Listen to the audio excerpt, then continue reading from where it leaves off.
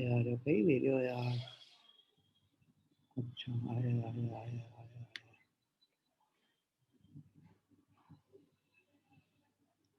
ए सुनंदा,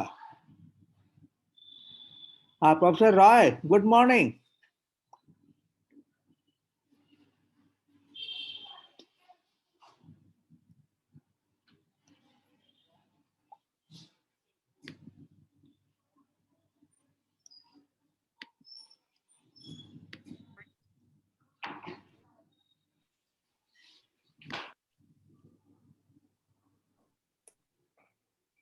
हाँ पांडे साहब नमस्कार। अरे नमस्कार नमस्कार खन्ना साहब, कैसे हैं आप? बस बढ़िया साहब, फर्स्ट क्लास। आपको देख के बहुत खुशी है। अरे मैं तो डॉक्टर कोठारी साहब से मिल चुका हूँ इलाहाबाद में, जब मैं अच्छा स्टूडेंट अच्छा। था। हाँ। हो आई और सी। और और कोठारी के नाम पर जो है पोस्ट डॉक्टर फेलोशिप है हाँ पूरा हाँ में। और हाँ। मैं उसका परमानेंट रिव्यूअर हूँ अर्थ ओ साइंस माय में। गॉड। मैं अच्छा अच्छा। मैं 5-7 साल से जो है उसका मैं हूँ।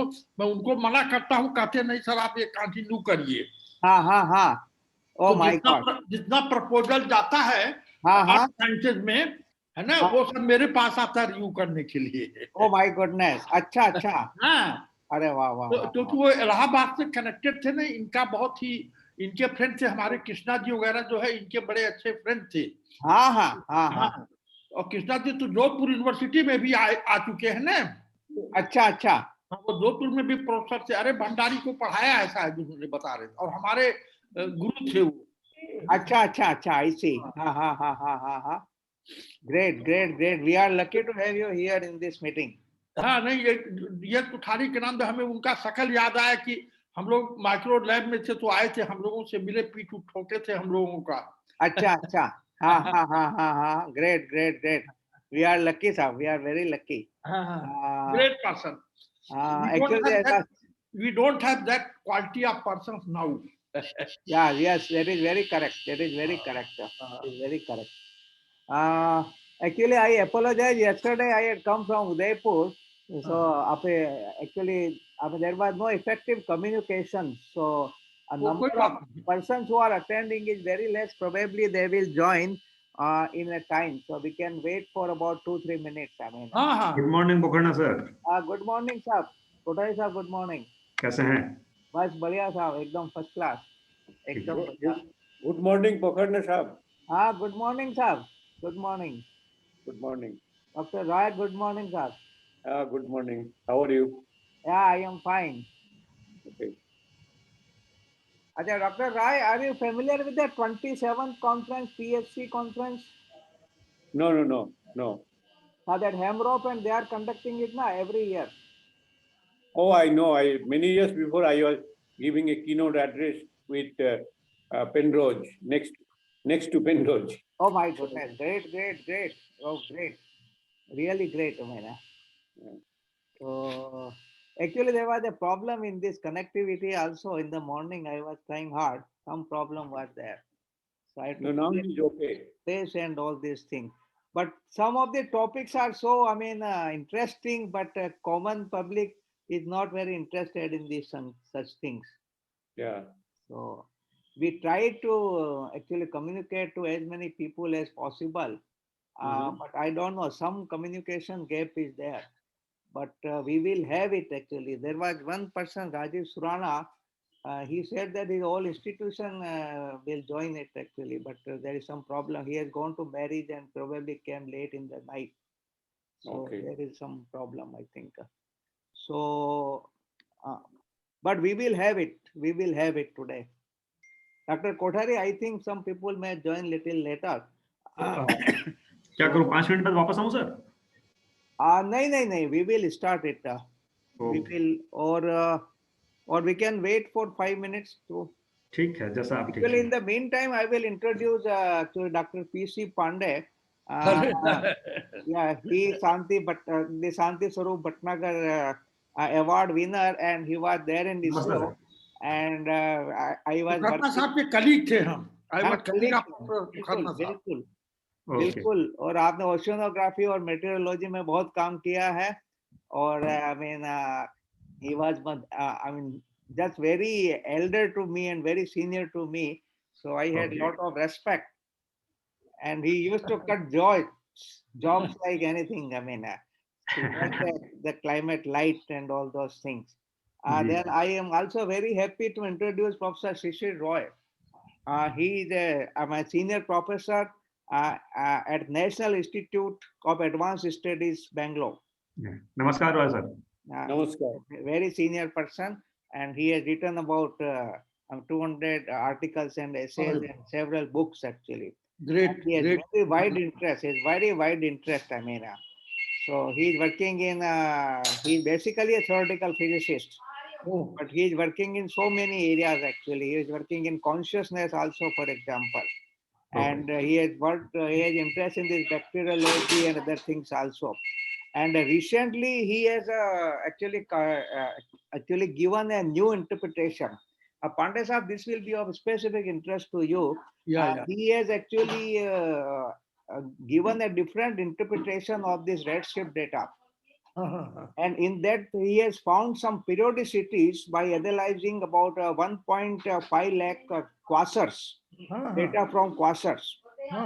And thereby it implies that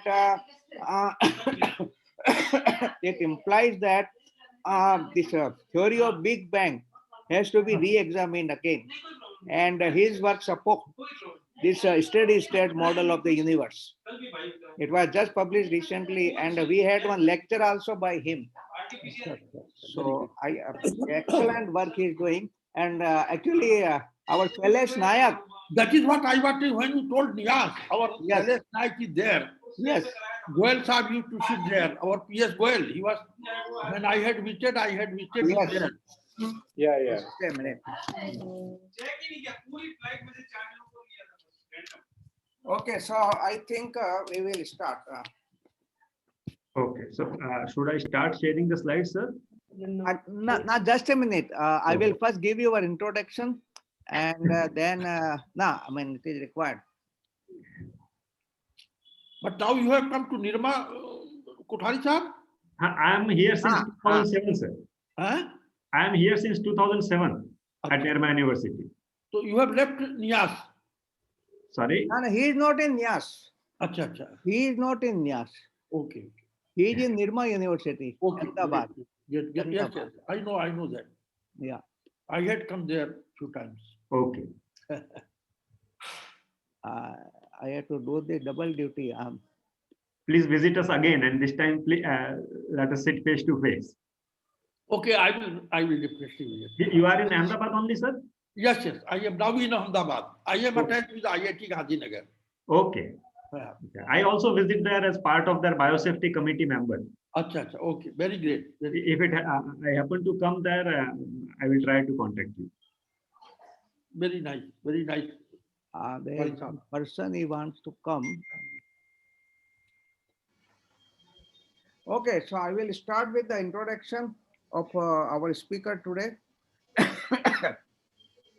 Professor Vijay Kothari is a microbiologist. He has done BSc microbiology and MSc this microbiology in 2003 from Gujarat University and PhD in 2010 from Nirma University. He has also cleared NET, this National Eligibility Test, qualified in 2003. His primary research interest is AMR, that is antimicrobial resistance. His group is actively involved in investigating this antimicrobial, this virulence potential of natural products as well as synthetic compounds. In recent past, his lab has extensively investigated the anti-pathogenic activity of various traditional medicine formulation. For example, this Panchavalkal, then this Panchagavya, and then this Tripla, etc., against different antibiotic resistance bacterial strains, including the wound ineffective, infective species. His lab was awarded Srishti DBT, this Birak Appreciation Award for validation of anti-infective potential of a traditional this polyherbal wound healing formulation. this Herbo-Hill. He has also been granted 2 AIMS Artificial Intelligence Molecular Screen Award projects by this Atomwise in Company USA for identifying novel anti-infective leads. Another research area being pursued by his lab is microbial response to sonic simulation. Their paper describing effect of Indian classical music on bacteria has been ranked among top 5% of all. This some number is there, some 1 million research outputs ever tracked by this Altimetric, and this information is available on this website whose link is given here. Dr. Kothari has also contributed substantially to the field as an active editor and reviewer and has been conferred the Sentinel of Science Award by Publon in 2016, recognizing his contribution as a peer reviewer. More details on this work can be accessed at this particular link. So I am actually very grateful to Dr. Vijay Kothari, and I request him to start his presentation. And as you know, I mean, this is the part of Dr. D.S. Kothari Institute activity concerning with this monthly lecture series which we have started recently, and this is the 7th of the lecture. 6 have already been held. So I welcome Sri Vijay Kothari on the behalf of the institute, and I will just give you this permission so that you can. Okay. Okay. Thank you very much. Thank you very much, sir, for such a generous introduction and giving me a chance to present my work before such senior people. So the number of people in audience is small, but all are much more learned than me. So I feel honored. Are my slides visible, sir? Yes, yes. Okay, sir. So you can enlarge them. You can enlarge them if you want. No, I think there is some problem with my PC. If I enlarge, then the slide change function stops. Okay. But let me try once, maybe. They are visible. They are very much visible. Okay. Please go ahead. So I will talk about antimicrobial resistance, about the antibiotics and the microbial infections, particularly the bacterial infections. And the problem of antimicrobial resistance, how we can handle it in certain non-conventional ways. So since I think there is no biologist in the audience, so I will try to keep it as non-biological as possible. Say once we get infected and we go to doctor, and if he says that I don't have any antibiotic to treat you, you can imagine how scary it can be. And in fact, such a danger is really looming on us.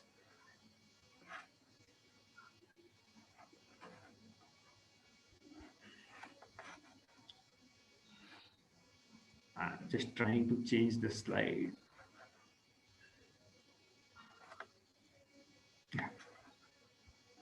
I hope my slide change is functioning, sir. Yes. Okay.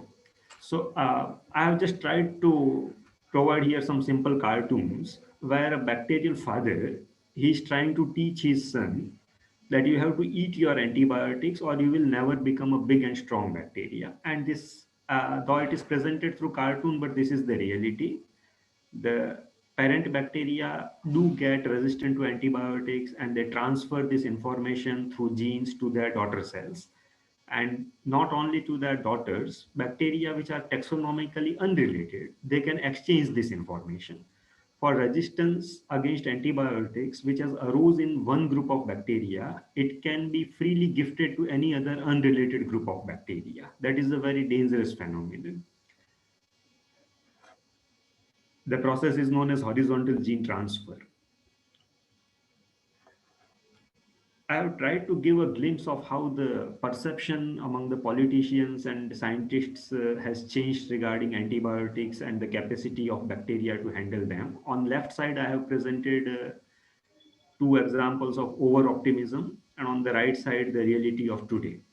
So since Alexander Fleming, when he discovered the first antibiotic in 1928, and it was introduced for therapeutic purpose in 1940s, people were overexcited as if that we have found a permanent solution to bacterial infections and now we need not worry about bacteria as a pathogen. So learned people like Nobel laureate immunologist Macfarlane Burnett made a statement in 1960s that by the late 20th century we can anticipate the virtual elimination of infectious disease as a significant factor in social life. Around 60 years have passed after that, and now we know we will never be in a position to eliminate infectious diseases as a significant factor in our life. In 1967, the Surgeon General of the United States made a statement in US Congress that it is time now to close a book on infectious diseases. So this was clearly an over-optimism. The reality today is we are running out of the effective antibiotics. No new antibiotics are in the pipeline. And reflecting this situation, David Cameron, the former UK Prime Minister, had to comment, if we fail to act, we are looking on almost unthinkable scenario where antibiotics no longer work and we are cast back into the dark ages of medicine. It means even after discovering antibiotics, we will shift back to pre-antibiotic era. Professor Dan Sally, who was UK Chief Medical Officer, he was also forced to make a statement that we have reached a critical point and must act now on a global scale to slow down antimicrobial resistance. In fact, US Parliament was forced to pass an act to speed up the new antibiotic discovery. So what basically antimicrobial resistance is? In simple terms, you have some antibiotic, it is able to kill bacteria, but slowly and slowly when you start overusing or regularly using the same antibiotic, the bacteria become resistant, they stop responding to that antibiotic, and the process is known as antimicrobial resistance.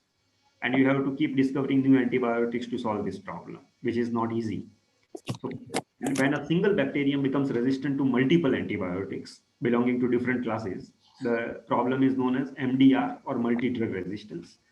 That is the capability of bacterial pathogens to withstand lethal doses of structurally diverse drugs, which are capable of eradicating non-resistant strains. So usually what happens, say if bacteria becomes resistant to one structural class of antibiotics, doctor may try another structural class. But the MDR strains of bacteria would be resistant to multiple classes. So it may happen that doctor will have no option against an MDR pathogen. In fact, that is happening, and as a result, more than 700,000 deaths are recorded every year due to antibiotic-resistant infections. And this is an underestimate because these figures are coming from developed countries like US, who are maintaining good records of their medical system. In countries like India, where medical surveillance is not so good, many deaths due to antibiotic-resistant bacteria will go unnoticed. It is predicted that if we cannot work effectively against this problem, there may be around 10 million deaths every year by 2050. So, in fact, AMR is a pandemic on the same line as coronavirus, but this is a slow pandemic. This is a slow ongoing pandemic. And since it is slow, perhaps the threat is not felt by the common man so seriously. Economic burden of antimicrobial resistance is estimated to be around $21,000 or $22,000 per patient. And if it is translated into gross domestic product loss, it may be over 3 trillion.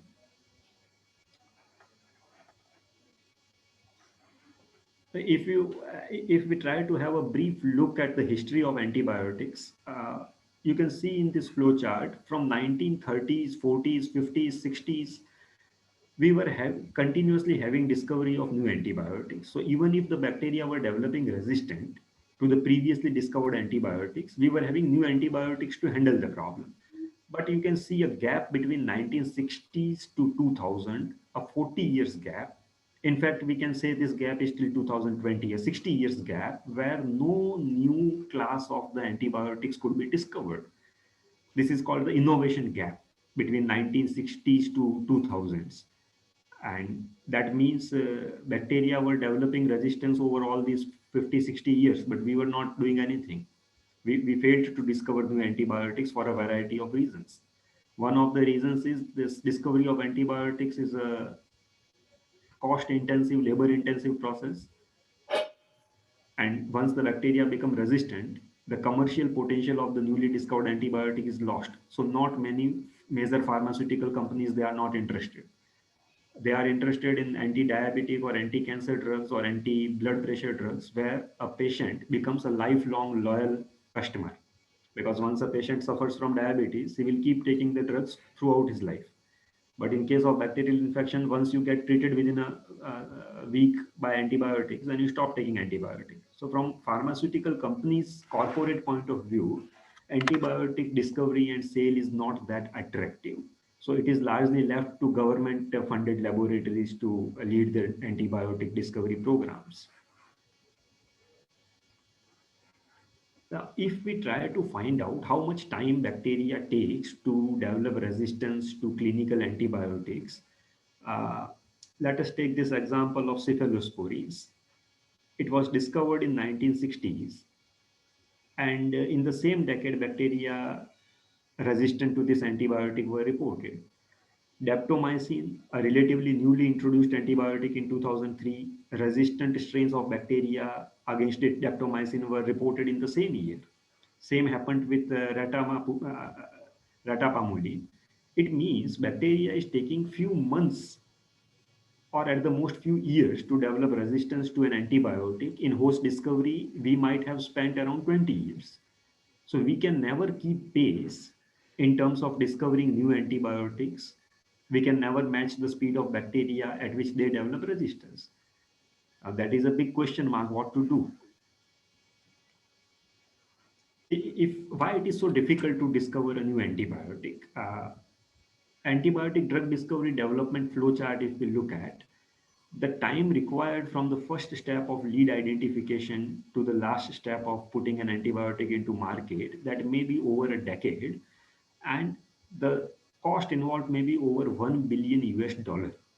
That means small companies will never dare to jump into this, and there is heavy risk involved. If after reaching say late stages, if an antibiotic drug discovery program fails, there is a huge loss in terms of time as well as money and efforts.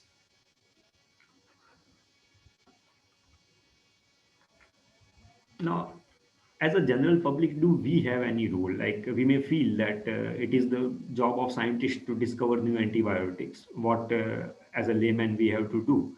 But actually, this is not the case. For example, I will try to make it understand with some examples relating to our daily life. Many of us, we are fond of using antimicrobial soaps. If we look at the television advertisements, there are many brands of soaps which are selling their soaps as anti-germ soap. I will not name any brand, but we all are familiar. So actually, it is creating a problem because when we are using antimicrobial soaps, the waste of which is going into that wash basin and then to the gutters, it contains sublethal doses of those antimicrobial agents. So many bacteria in those sewage lines, they become habituated to them and they develop resistance. So by using antimicrobial soaps, we are increasing the problem of antimicrobial resistance. That is one thing. Second thing, the action of hand washing and removing bacteria from our hands, that is not a biological phenomenon. That actually is a physical phenomenon. Like we rub our hands like this by washing. So the dirt, the bacteria, they are trapped inside the foam of the soap, and then it is removed through mechanical abrasion. So anyway, antimicrobials have no role even if they are present in your soap. Third thing, even the best antibiotics will take few minutes to few hours to kill bacteria. Now, the time we spend in hand washing, that may be less than 2 minutes. So we are not providing anyway enough time for the antibiotics to kill the bacteria. Now, my own son is telling me, Father, while coming, you bring this and that soap. I said, why? He said, television ne bataya hai that soap works faster on the germs. It's very difficult to wash the effect of the television ads from the general public's mind that there is no need to use antimicrobial phenyl or antimicrobial soap unless and until you specifically suspect a risk from some pathogen in your near vicinity. Another example I would like to quote is that of hand wash versus hand sanitizers. I'm not presenting this example in the corona context. That is just a 2 years old process. But hand wash, they should be promoted more over hand sanitizers. Why? Because hand sanitizers, when you apply, they are killing the bacteria, but they are still keeping them there on your hand only. Whereas hand wash, they are removing the bacteria, whether without killing them or killing them. So hand wash should be promoted as a better hygiene measure as compared to hand sanitizers. Hand sanitizers should be kept for emergency, but they should not become a fashion or a trend. Third example is about a chemical called triclosan. This was very widely used in toothpastes and shaving creams as an antibacterial agent. Now, again, why do we need an antibacterial agent in a shaving cream? Actually, there is no logical answer. We don't need an antibacterial in a shaving cream. Even toothpaste, we are using toothbrush and toothpaste for removal of the plaque from the teeth, and that is a physical process, not a biological process. But triclosan was so widely used that it became useless. Almost all the bacteria became resistant to triclosan, and some countries, they have to ban use of triclosan in as an ingredient in toothpaste and shaving creams being sold in their countries. Now, this is just one example, but it is happening with all sorts of antibacterials which are being used for non-therapeutic purpose. Then there are other factors like self-medication. You are getting some symptoms, some of your friend will tell that I was also having similar symptoms and some doctor prescribed me this antibiotic, you also take. But when you are doing this, you may be taking wrong doses of antibiotic for insufficient duration of time. So you are exposing the bacteria to the antibiotic for lesser duration and allowing them to be habituated to those antibiotics and developing resistance. Many times we stop taking the prescribed antibiotics. If doctor has told us you to take the antibiotic for 1 week, you take it for 4 days, then you start feeling okay because symptoms are gone. So you stop taking it.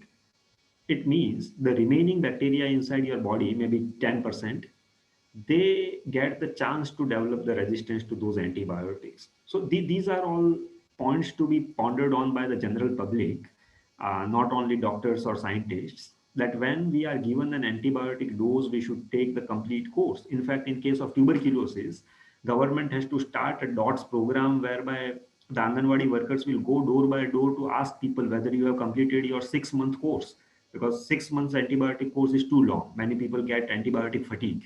So they stop taking it after 3 months or 4 months. Let me give an interesting example of how our behaviors can affect antibiotic resistance. Like when you go to a doctor, we always expect that doctor should treat us as fast as possible. So what the doctor will do, as soon as he suspects a bacterial infection, even without confirming through a laboratory test whether it is actually a bacterial infection or not, he will prescribe a fast-acting antibiotic, a broad-spectrum antibiotic, so that you start getting relief from the symptoms maybe from the second day. So you will say, oh, that is a good doctor. He could treat me fast. Now, actually, what should have happened? The doctor should have first gone for a laboratory test. It should have been confirmed whether it is really a bacterial infection. Because if it is a viral infection, antibiotics cannot do anything. And then doctor should first start with a narrow spectrum antibiotic, which is less potent. If that doesn't work, then only he should shift to a broad spectrum antibiotic. But if a doctor goes through this prescribed way, and if the narrow spectrum antibiotic doesn't work, he will change the antibiotic, suppose after 2 days, we will say that this doctor is useless, he does not know how to treat, and we will immediately shift to a new doctor who knows that you have been previously treated by narrow spectrum antibiotic, you did not benefit, so he will shift to a broad spectrum and you will appreciate the second doctor. So not to lose customers by prescribing the narrow spectrum antibiotics first, doctors, what they do, they prescribe the broad spectrum antibiotic right away. Now that is a pressure from the customer, pressure from the patient to get the treatment as fast as possible. So in India, unfortunately, we don't have the practice of antibiogram guided treatment where a doctor will first send your sample to a pathology lab. The pathology lab will test that sample against different antibiotics and guide the doctor that which antibiotic should be used against this bacteria and which should not. Because in doing so, 24 hours time is invested. and we want faster results. So as a result, when antibiogram is not available and still prescription of the antibiotic is being practiced, we are overusing and misusing the antibiotics. In addition to these points related to general public or layman behavior, as I previously said, there is a declined interest of corporate sector in antimicrobial research. Another slightly strange example, say the side effect of good medical facilities. Life expectancy in India was in 50s at the time of independence, and now it is 67 years. And throughout the world, that has been the trend. We have good medical facilities. What is happening? People who were earlier immunocompromised, they were dying very fast. But now we are able to keep the immunocompromised people in living condition due to better treatment. But what does that mean? That means a large number of live hosts, immunocompromised hosts, are available for microbes to infect, particularly opportunistic pathogens like fungi. Fungi are not designed by nature to cause infection, but when they find immunocompromised people, they can cause infection. And most of our antibiotics are effective only against bacteria, not against fungi. So a side effect of the facilities like organ transplantation and overall better medical facilities, that has caused new type of challenges in terms of fungal infections against which we don't have sufficient antibiotics. You all have read about mucormycosis in recent past. That is a fungal infection, and we don't have sufficient antibiotics. And recently there have been cases reported of aspergillus, that is also a fungi.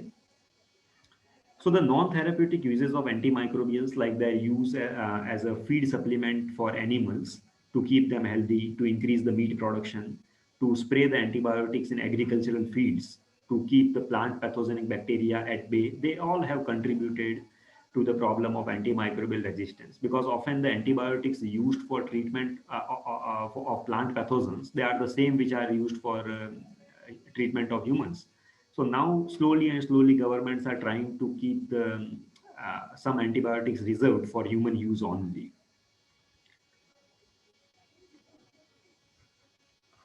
These slides are slightly less visible, I suppose. The left one is about US action to combat antimicrobial resistance. The right one is about Preventing Antimicrobial Resistance Act 2017. The US Congress passed an act, especially in their parliament, to act against, to increase the funding in antimicrobial research. World Health Organization was forced to publish a list of priority pathogens against whom antibiotics are urgently needed.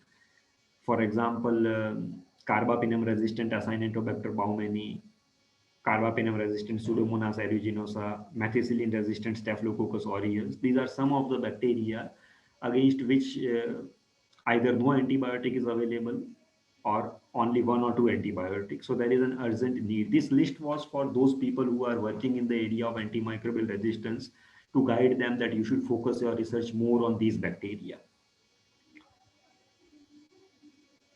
In 2019, Centers for CDC in US, Centers for Disease Control, they also published a similar list. Then the Indian Department of Biotechnology also last year came with this India-specific list. Almost the name of pathogens in all the lists are same. Now, what we can do to solve the problem? I think I have described the problem in sufficient detail. Now, what to do? One thing is keep discovering new antibiotics. But as I said, that is not an easy job. In last 60 years, we were not able to discover more than 2 antibiotics internationally. So can we go to traditional medicine like Ayurveda or Siddh? Can they offer anything to us? And can we have any non-antibiotic approach? Other than discovering new antibiotic, can we do anything else? Can we do something to enhance the overall immunity of the public so that we get better immune to bacterial infections? So we try to find some answers in Ayurveda. Now there is a problem when you try to present Ayurveda to modern scientists. Most of them are skeptical, because evidences which are digestible to the modern scientists about the efficacy of Ayurveda and such other traditional medicine system, they are lacking. Now, why do we feel that Ayurveda will have something different to offer? because the whole concept of traditional medicine that is different. The modern medicine, it always relies on a single pure chemical, for example, penicillin or streptomycin or any other antibiotic. That is a pure chemical, a single molecule, which will act specifically on the given bacteria by either inhibiting protein synthesis or nucleic acid synthesis in bacteria. So there is a very limited range of options through which bacteria can be killed by the modern antibiotics. But if you look at Ayurveda or other traditional medicine systems, either of Indian or non-Indian origin, they do not rely on the purified chemicals. They rely on natural extracts, on plant extracts, and each of these extracts may be containing multiple components inside them. So these multiple components, they may be targeting or attacking the bacteria in multiple ways. And it may become difficult for the bacteria to overcome all of those ways simultaneously.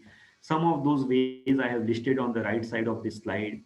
Quorum sensing refers to the communication among bacteria, how bacterial cells, they talk to each other. That is known as quorum sensing. So inside a host, it is important for the bacteria to talk to each other. A single bacterium cannot do anything to our immune system. There has to be minimum say few thousand or few million bacteria.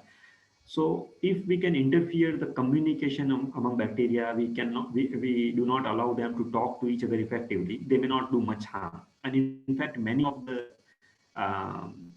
plant chemicals like curcumin or gingerol from ginger, they have been shown to be capable of interfering with bacterial communication. When bacteria is trying to attack us, say it is under stress because our immune system is trying to respond. So bacteria will respond to the stress. Now, if we can compromise the stress response capacity of bacteria would be handicapped. So if some of our plant extracts, they can prevent bacteria to talk to each other, they can prevent the capacity of bacteria to respond to the attack by immune system, perhaps this can be useful either in combination with the conventional antibiotics or as a standalone therapy.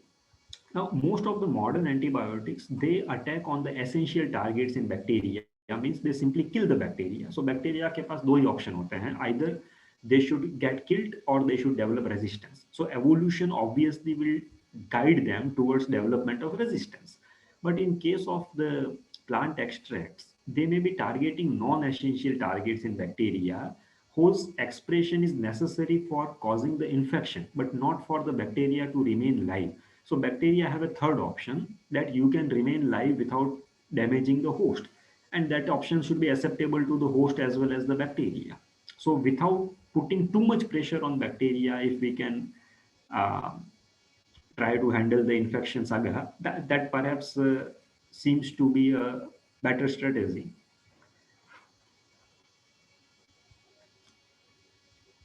So based on our own research and from literature review, I have listed some mechanisms of herbal anti-infectives, how they work differently as compared to the modern antibiotics.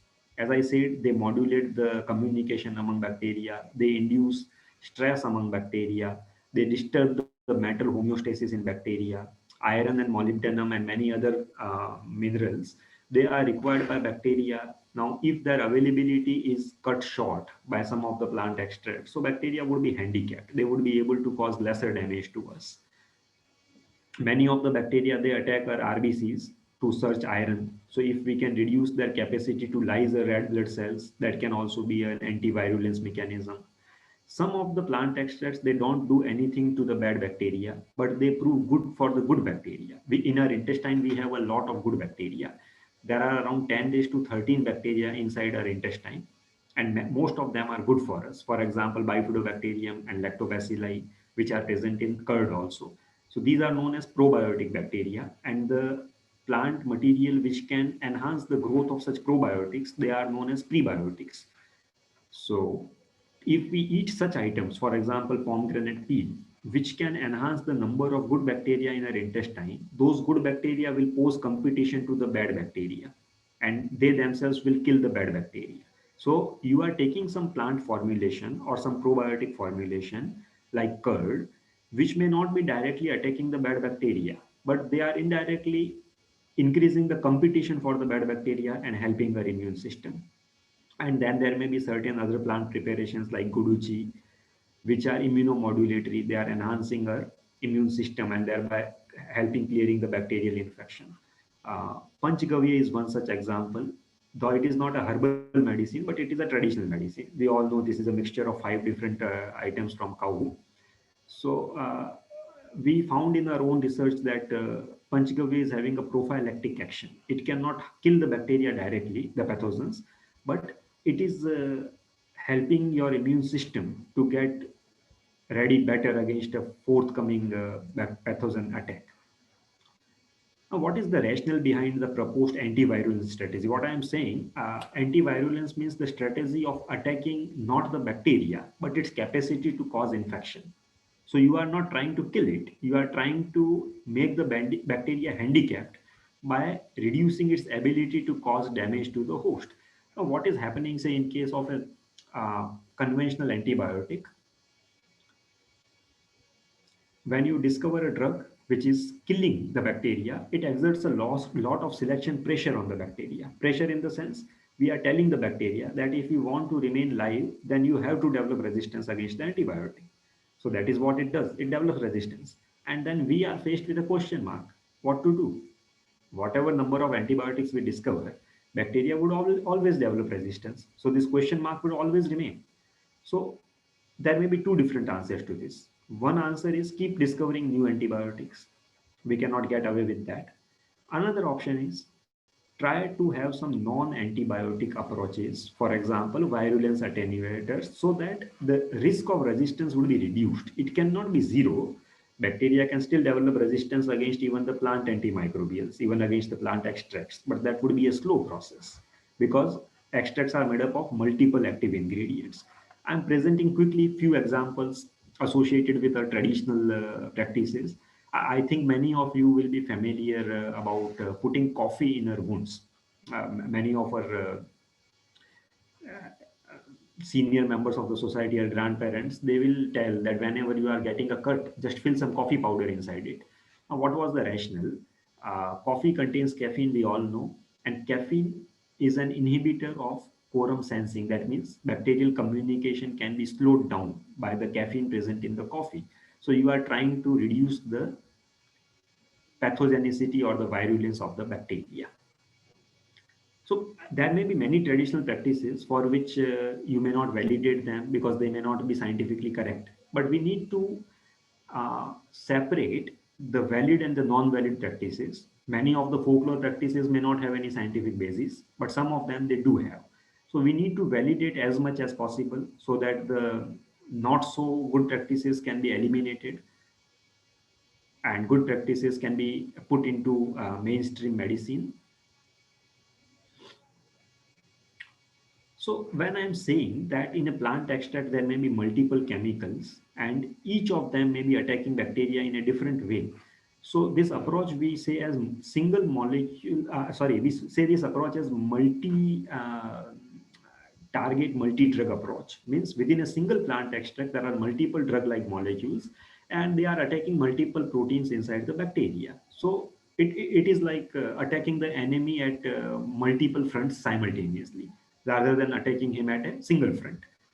And the concept is polyherbalism. Poly means many, herbalism refers to herbs. So when you are applying more than one herb together, this is polyherbalism. Let me give you the most famous example, Triphala. I think everybody is familiar with this. Harde, Beda, Amla, mixture of 3 different constituents. Now, modern science usually teaches in the pharmacy courses that you should not mix up too many things because you don't know who is doing what. But the concept in Ayurveda is quite different. You always mix, like Panchvalkal is a mixture of 5 different plant barks. Triphala is a mixture of 3 different things. Trikatu is a mixture again of 3 different things. So in Ayurveda, you have many things starting with 3, that is 3, starting with Panch, that is 5. So polyherbalism is the concept. You are mixing the right combination. Of course, if you mix the wrong combination, it may harm rather than helping.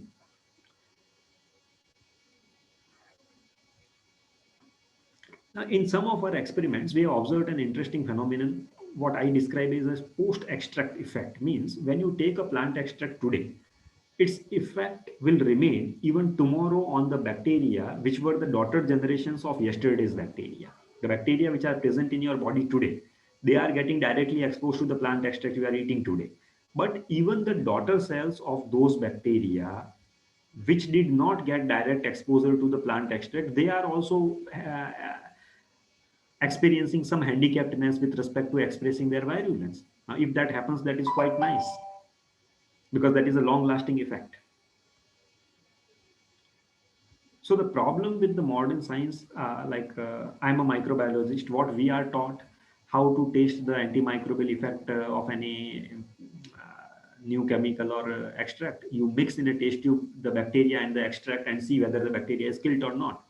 But in this way, you are trying to see only one kind of effect, that is killing effect. And if that killing effect is absent, you simply throw that this extract is useless. But we need to recognize multiple type of antimicrobial effect, which may not be necessarily involving killing of the bacteria. So they may be anti-infective effect, they may be anti-virulence effect. Anti-infective effect means the effect whereby a bacteria would be prevented to get attached physically to the host cell. Now, the conventional microbiology students, what they are taught, a test tube assay where host is absent. Now, in absence of host, how can you judge the effect of plant extract on its capacity of the bacteria to attach to the host cell? We cannot test. So you need to develop new kind of assays where host and microbe both are present, and then you try to see the effect of the plant extract.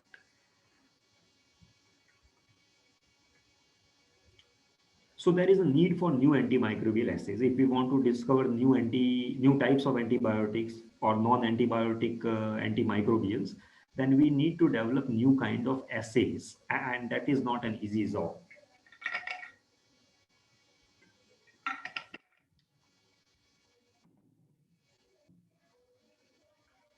Now, some potent examples I am listing here: Panchvalkal, Herbohil, Trifla, Tricatu. Yeah, Herbohil, we worked on a very interesting example. There is an institute in Ahmedabad called Srishti. It is led by Professor Anil Gupta, who was formerly at IIM Ahmedabad. So what they do, they make a record of the folklore practices, like गांव में जो tribal लोग जो हैं, how they heal themselves. So he documented that some tribal people in Gujarat, they were making use of a mixture of certain plants in castor oil and applying on the wounds. So he marketed it in name of Herbohil, and we took it for validation. We tried to see the effect of Herbohil against wound infective bacteria, and it was really working without killing the bacteria. It was actually interfering with the communication. So same way in Charak Samhita, Ashtang Hridaya, and such other ancient texts, there have been mentions of Panchvalkal. So that in 2014, one doctor from Mumbai, he called me about Panchvalkal. He said, he's a modern medicine doctor, he's a gynecologist. He said to me that we are using Panchvalkal since 20 years on patients and it is working, but we don't know how it is working. Can you find out? So I took that challenge. I gave it as a PhD project to my student, and she worked it on 4 or 5 years, and we found that Panchvalkal, which is a mixture of, Valkal refers to the bark of the tree. So it is a mixture of bark from 5 different trees, and we found that it may not kill the bacteria, but it is interfering with their capacity to hemolyze the red blood cells. It is interfering with their capacity to communicate among themselves, and it is also disturbing the iron homeostasis and molybdenum homeostasis in bacteria. So there is a new mode of discovery. Pokarna sir, please tell me when to stop if I am consuming too much time.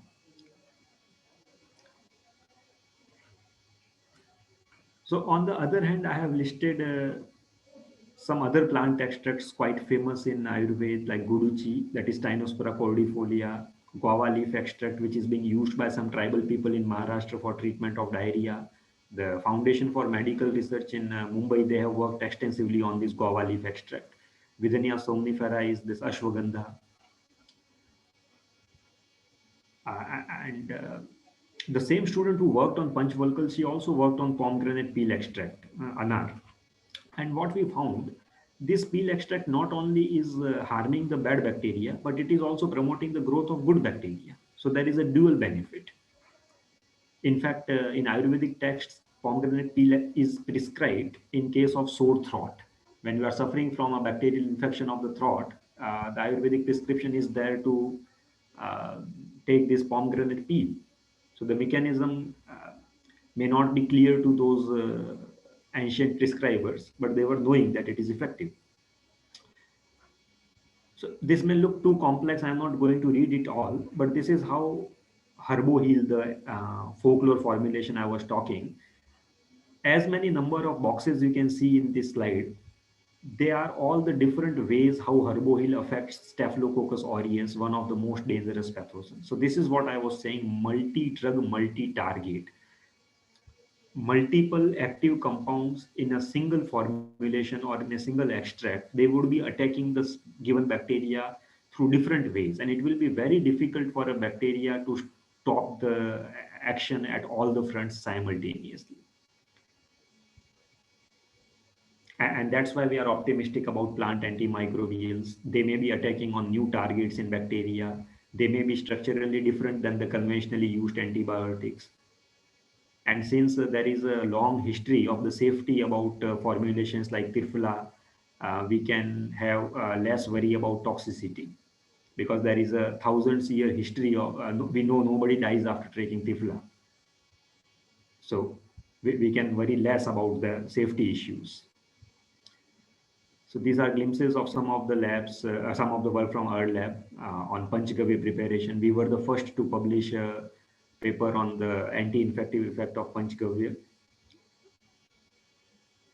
Then this is the paper on Panchvalkal against notorious pathogenic bacteria called Pseudomonas aeruginosa. This is another paper on the same preparation. This is about Herboheal, what I was talking. CGM guava, that is this guava leaf extract. As I said, tribal people in Maharashtra, they are using it as an anti-diarrhea agent. So we also worked on that. Now, some of the plants which are very widely used in Ayurveda, for example, ginger, it contains a 6-gingerol, and that can inhibit biofilm formation in Pseudomonas aeruginosa. Biofilm is a lifestyle of bacteria where they grow in form of film rather than single cell, and they become more resistant to antibiotics. So this gingerol can prevent that. Similarly, Amla, Amblica officinalis, that can also do similar job against Streptococcus mutans, that is the bacterium responsible for dental caries. And at least 50% of the world's population, at least once in their lifetime, they get some problem in their teeth. Then this is our own paper on Tamarindus indica seeds, that is Imli, Cesium cumini, that is Jamun. They can kill multi-drug resistant Streptococcus mutans in biofilm. And this, some of it were found to be effective more than the commercial mouthwashes. In this paper, we have also described the inefficacy of some of the commercial mouthwashes. I will not name any brands, but they are mentioned in the paper. Another about ginger, then methi. Neem, of course, one of the most famous plants in Ayurveda, that is also a potential anti-biofilm agent. Now, in this table, you can see many plants are listed, and all the 3 plants which are constituents of Triphala, they can have effect on these 2 genes, LuxI and LuxR. These are the genes coding for the proteins useful in intercellular communication among bacteria. So if we try to apply modern science to the ancient wisdom, we may come up with validation of the ancient science. And that may help increasing the acceptance of the traditional medicine in modern world, including the Western world.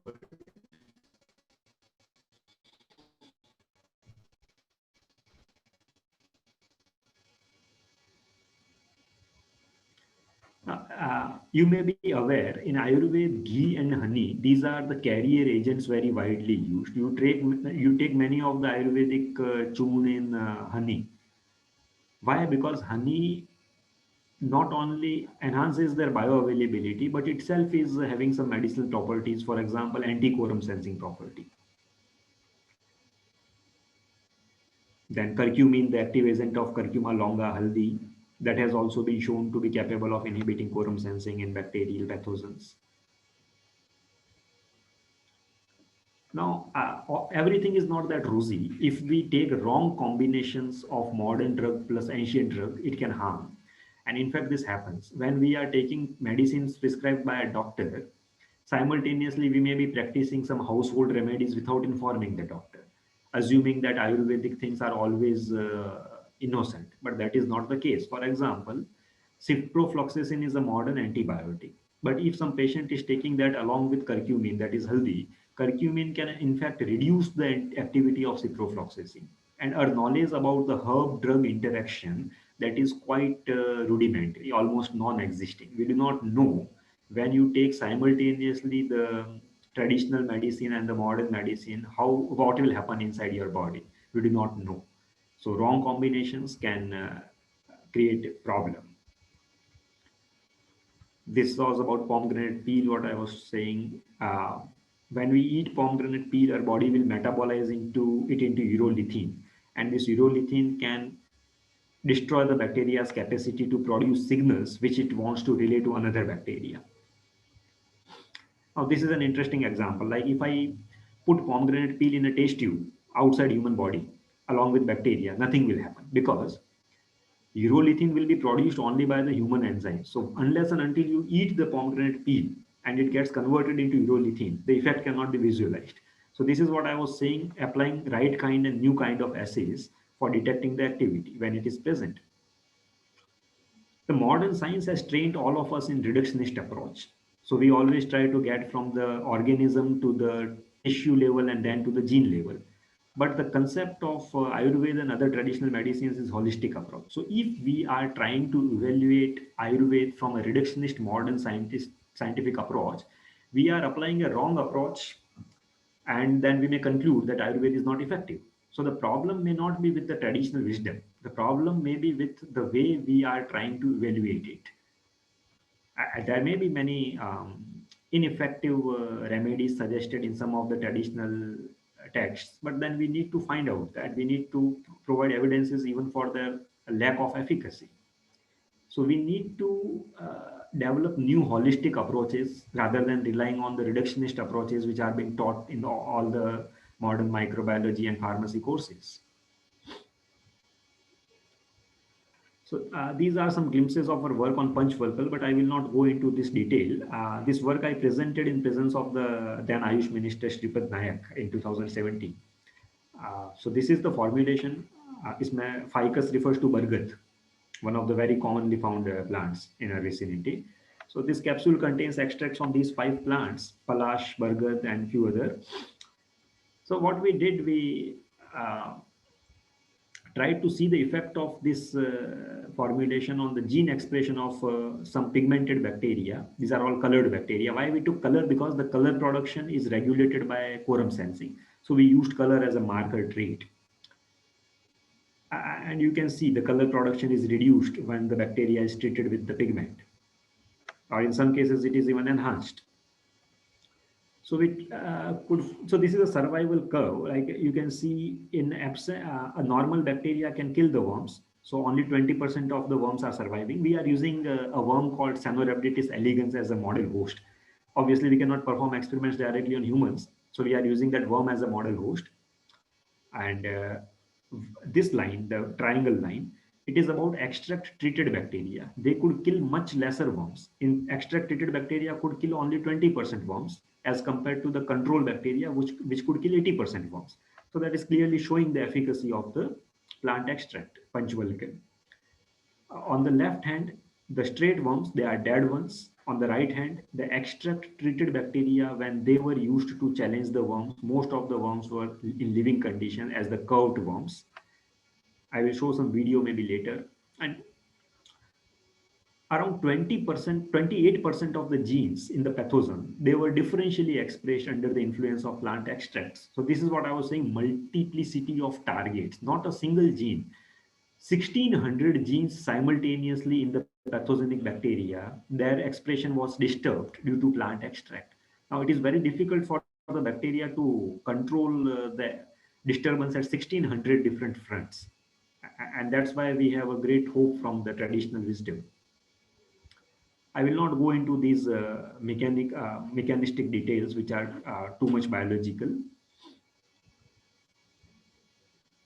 So this is just a list of so many important upregulated and downregulated genes. What happens when you can see the magnitude of change. Some genes, they were overexpressed by as much as 17 times when the bacteria was challenged with plant extracts. जो disturbance का magnitude है, I'm trying to draw your attention towards that.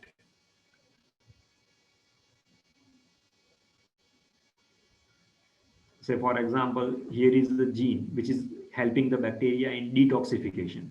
Its expression is reduced by almost 9 times. So bacteria is handicapped with respect to deal with the toxic products of its metabolism.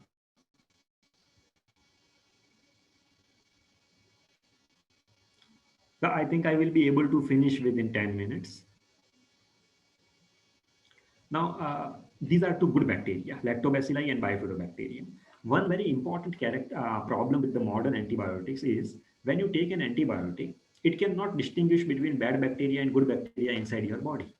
So it will kill all of them. And this may lead to disturbance inside our gut that is known as gut dysbiosis. So if you have noticed, many times what doctors do while prescribing antibiotics, they simultaneously give you something like Sporlac or some probiotic product so that your gut does not get too much disturbance. This is called antibiotic induced diarrhea. Now, some of the traditional medicine like pomegranate peel, they are exerting negative effect on bad bacteria without doing anything to the good bacteria. So they are not disturbing your gut. They are having some sort of selectivity against bad bacteria and in favor of good bacteria. So you see this Panchvalkal is not doing any harm. In fact, it is helping the good bacteria by 18% or 20%.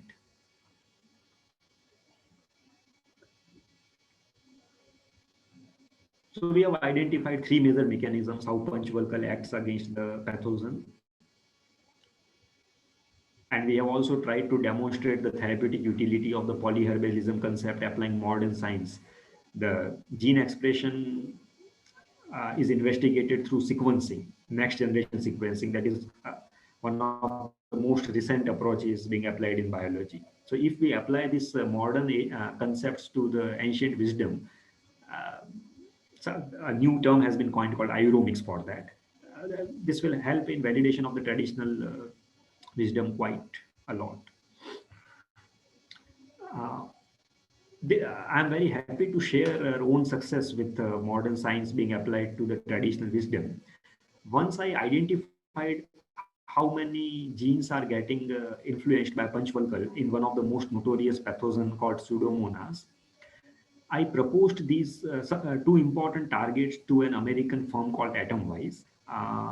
They applied some artificial intelligence and they gave me, they screened on computer, they screened some 10 million chemicals against the targets which I proposed based on my Panchvalkal work. And out of those 10 million compounds, the top 200 were sent to me in physical form for free, costing somewhere around $8,000. And now I'm testing them in my wet lab. And if some of them really works, then we can go ahead with this company for development of a new antibiotic. So I'm very happy that our work did not stop at a publication only. We could move ahead into a real drug discovery program. So another PhD student of mine is now working, developed a collaborative agreement with this Atomwise people in US. So first part of my presentation, I will move on to the second. So this was our research on plant extract. Now another research what we are doing is about checking the effect of sound on bacteria.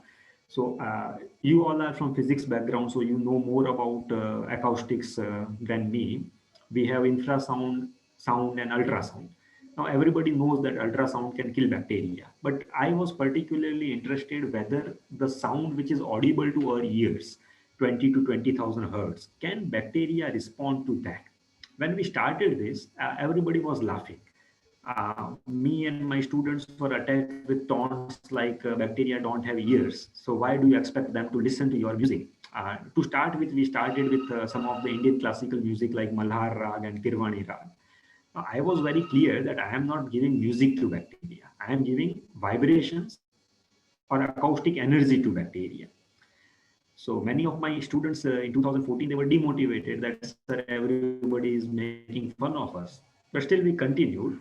And so we were trying to address very simple question, basic science question, rather than any applied aspect at that time. Whether bacteria can sense mechanical vibration, which is generated out of acoustic energy, whether they can respond to it. And surprisingly and very excitingly, the answer was yes.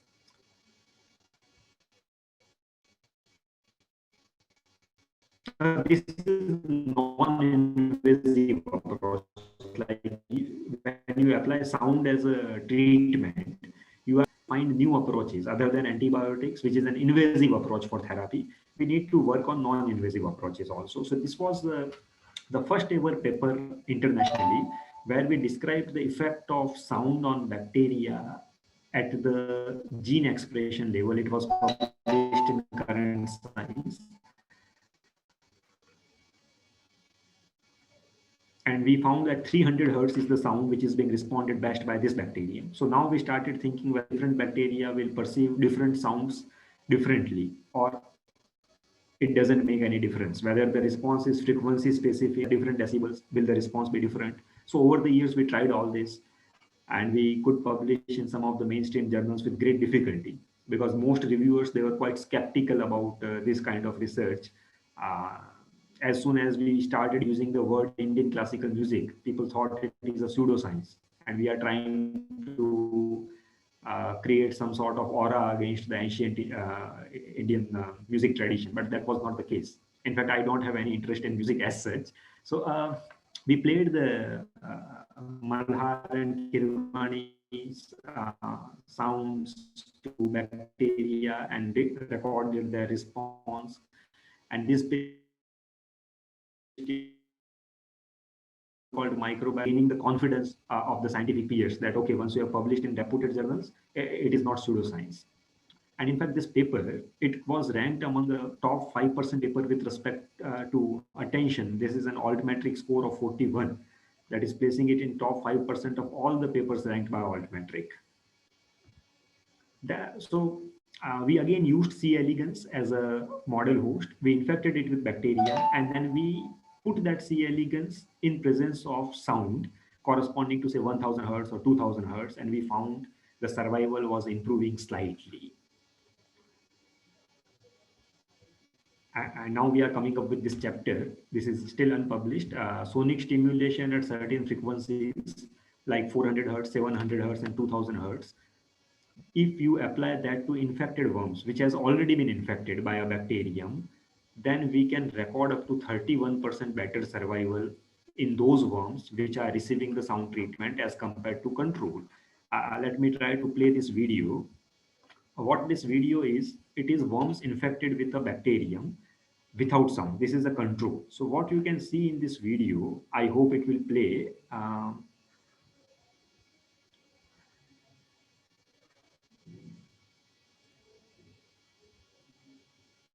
Yes. So if you see, most of the worms, they are not moving very actively, and those who are moving, they are moving very slowly. Sir, can you see the video? Yeah. Okay.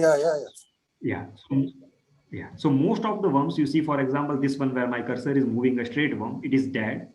This one, it is live, but it is moving very slowly. Now I am moving to second video where I have applied sound to the infected worms, and what happens? This is a 5-day experiment. Now you can see the worms are not only moving, they are live, but they are also moving quite actively. So the overall fitness as well as survival rate of the worms, that was increasing in presence of a sound corresponding to 400 hertz. So this was the first evidence from my lab of something what we call as sonotherapy, sound assisted therapy. Now, whether this can be translated to higher organisms, higher animals, that seems to be seen, because this worm is very simple, a transparent 1 millimeter worm. So the way sound penetrates its muscles is quite different as compared to the sound which can penetrate a human body having skin and flesh and bones. So we are not claiming anything, whether it can really be developed into a therapy for humans, but at least there is a preliminary evidence that yes, sound can have an effect. And by putting appropriate controls, we have shown that worm itself does not respond to sound. It means it is the bacteria which are responding to sound who are getting affected by sound. And one of the nationally famous musicians, to my surprise, they got interested in this work. He approached me that I am also interested in the therapeutic effects of sound. I will try to develop some collaboration with them. In fact, it is very difficult for me to get grants for this kind of research because Indian funding agencies, they are not showing interest. In fact, I got a written response from DST that there is not sufficient literature in this field, so we cannot fund. I was surprised that if there is not sufficient literature, it means it is a novel topic. But anyway, I could not get much fund for this. These are the 3 PhD students whose efforts were largely invested in the work what I presented in this. I thank Gujarat Council of Science and Technology and DBT for the minor funds. These collaborations also helped a lot. Dr. Palek provided Panchvalkal to me. FMR provided guava leaf extract to us. This Idogen Satanti from US, they provided Pravotella useful to my sound experiments. IIT Gandhinagar allowed me to prepare those videos with their facility. I don't have those kind of facility here. Atomwise, I have already mentioned, they provided me some chemicals for free. This is the place I work. And I thank you for listening me. Any questions, comments, suggestions, I would be happy to attend. So I often take pleasure in this similarity. Gandhiji used to say, eliminate the sin, not the sinner. I have slightly modified it. Eliminate the pathogenicity and not the pathogen. Because when you are trying to eliminate the pathogen, they are forced to develop resistance. Once you make them handicapped, our immune system most probably will take care of the rest. So with this, I would end. Thank you very much. Kothari Sahab, Yes, sir. thanks Yes, sir, a yes. lot. Thanks a lot. I am very excited. Although the number of persons who have attended is very less, 5 or 7 or something like, but I don't mind. What you have delivered is absolutely fantastic.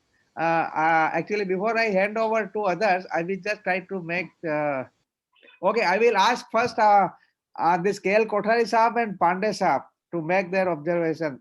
Then I will give you suggestions, many suggestions. Science is moving now in direction opposite to reductionism also. So Okay. I think that I will just mention later.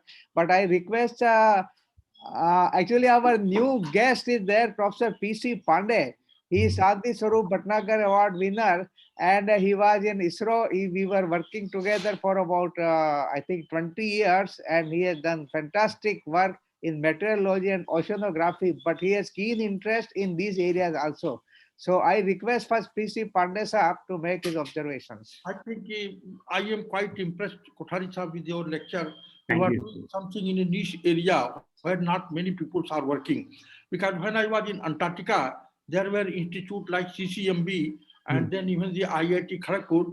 I had asked them to work on the extremophiles, those bacteria and molecules Yes. which grow into the extreme weather conditions. You know, in Antarctica, there are temperatures which go to minus 40 degrees. So there, the biota and other animals, and though I am not a biologist, so there they have the special characteristics. So because once I was having a discussion with the late Abdul Kalam Saab, our president, then he advised, can we use something from there and to have something developed bacteria which can degrade the human waste, and that can be used in Siachen glaciers and other things. Definitely. So some innovative type of things. Lot of molecules have been developed with Antarctic science, more than 130 molecules, new molecules, Okay. using the flora and fauna of the Antarctica region.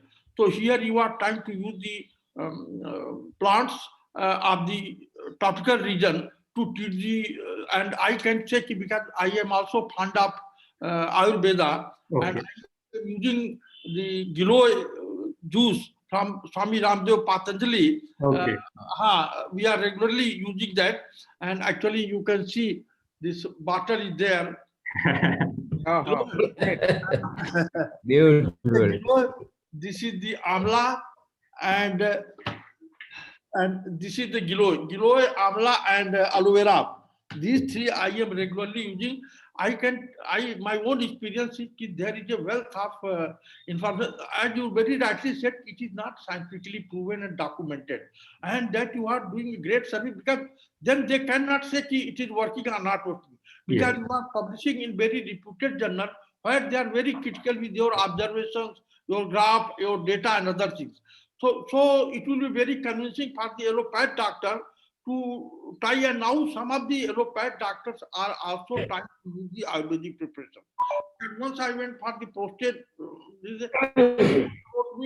wrote me the Ayurvedic medicine. So I congratulated him. He said, you know, what is good, we should adopt it. Definitely. Because if a patient needs a treatment, from where it comes, it doesn't matter. Exactly.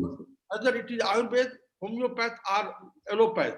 Sir, exactly these lines I have mentioned in one of my papers, that it is the patient who should get benefit, whether it is from allopathic source or Ayurveda, that doesn't matter. Long time back, I was also had a lecture. Some Nagpur there where Gosala people, they say ki if you take antibiotics in Gomutri, then it enhances the efficacy. So if you are taking antibiotics for 10 days, you have to take it for 3 days. But overuse of the antibiotics, everybody knows. You go for any common thing, doctor blindly give the antibiotics. And if you question them, because once I questioned a doctor, ki doctor, can you see to what type of this infection is there, what type of, so that you kill the precisely that type of bacteria, not kill. He said, don't worry about this. I have taken broadband antibiotics. So whatever comes, it will be like AK-47. Whatever comes, it will kill. So I said, all right. This is the problem.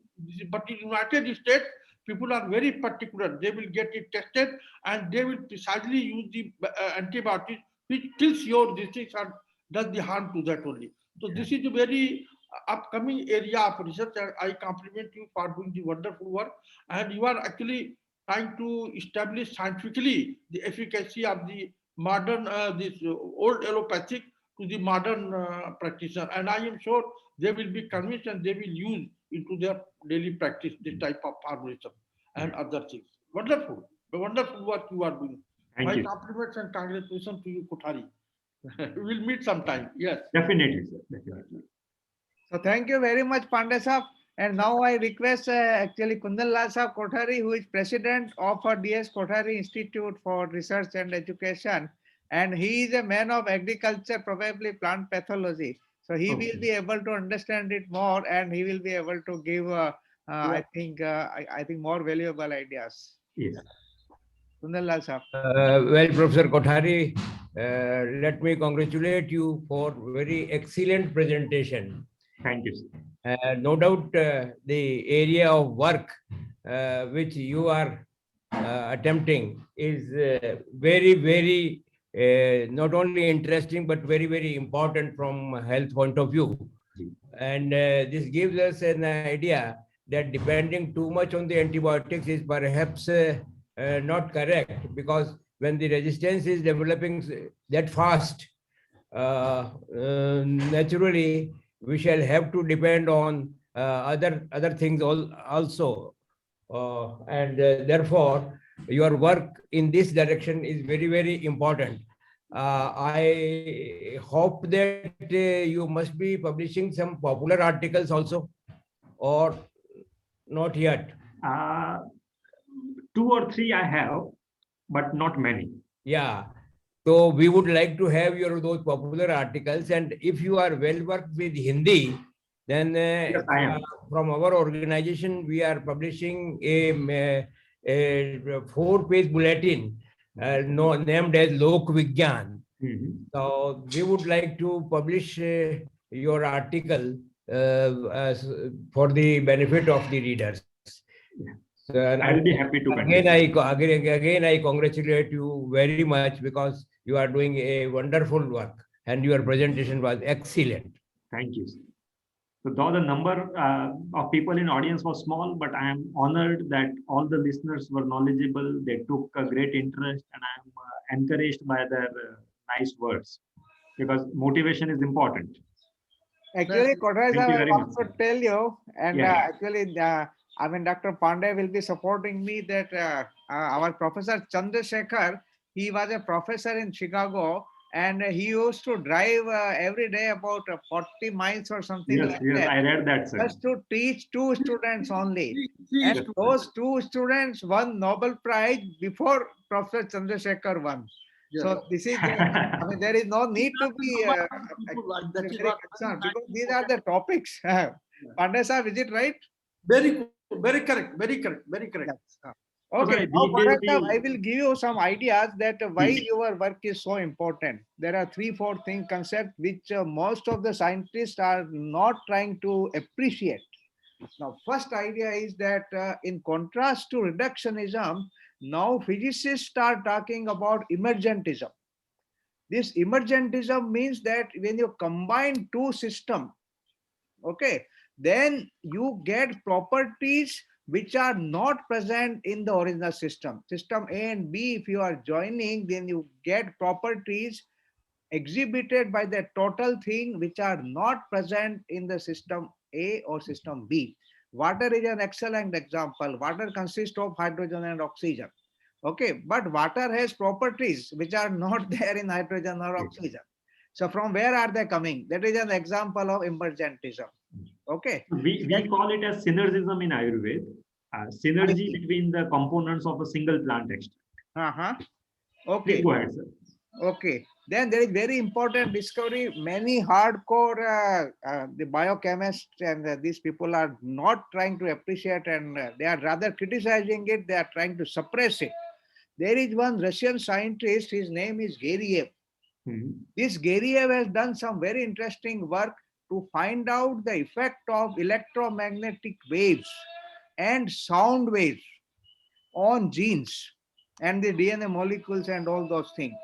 Now, I have some papers of him. What he has demonstrated is that the information contained in the genes is only 2% effective information, but 98% of information is contained or is available through waves, electromagnetic waves and sound waves. And he has performed experiments and he has demonstrated it very clearly, Amina. Please forward those papers to me, sir, Yeah, if you have. I will send it to you. So effect of sound waves on bacteria might be very, very Very good. directly established using that Garius work. And you can even communicate with that gentleman, I mean, that you are I'm looking. particularly interested because earlier we had published around half a dozen papers describing the effect of microwaves on bacteria, and they were non-thermal effects. I'm not talking about the heating and then killing. I'm talking about athermal effects, purely electromagnetic in nature. Since the last 4 or 5 years, I was not able to continue that field of research, but I'm still interested in the interaction among microbes and electromagnetic radiation. In fact, we showed that microwaves can cause mutations in bacterial genes, and it can be transferred to at least up to 2 generations of the bacteria. I So see. it is very interesting. There is another concept which I am working upon. There is a concept of quantum hologram. And this quantum hologram may be associated with the bacteria also. Okay. So that quantum hologram of the bacteria might be influenced by these waves. It is very much possible. So we can probably explore it together. And third suggestion is there is one gentleman in Bangalore Agriculture University. I have visited him. I have brought his paper also. He is also working on the similar lines. This Panchagavya, he has also established it scientifically. Okay. So I will give you his address and his phone number. I have to check his name. So you can collaborate with him also. Definitely. Definitely. So any other question to anybody? Pandey Saab or Kothari Saab? No, thank you. I enjoyed your lecture very much. Very clearly. So thank you very much. That's it. I apologize It that was really- actually many people didn't come, but I would say that they No, have I'm happy, sir. I'm happy with a lesser number of people who showed genuine interest, because these days in all conferences, what we see, there are 100 people, 90 of them are busy in their mobiles. Nobody is listening to you. And Yes. here, whoever was present, they were listening. Correct. So I'm very happy. Yeah, that was correct. That was correct. So Okay, thank you very much. Thank बहुत you. बहुत धन्यवाद आपको सबको Bye bye. Bye bye. I'm disconnecting now, sir. Okay sir, thank you. ए बेटा ये बंद करना है अब।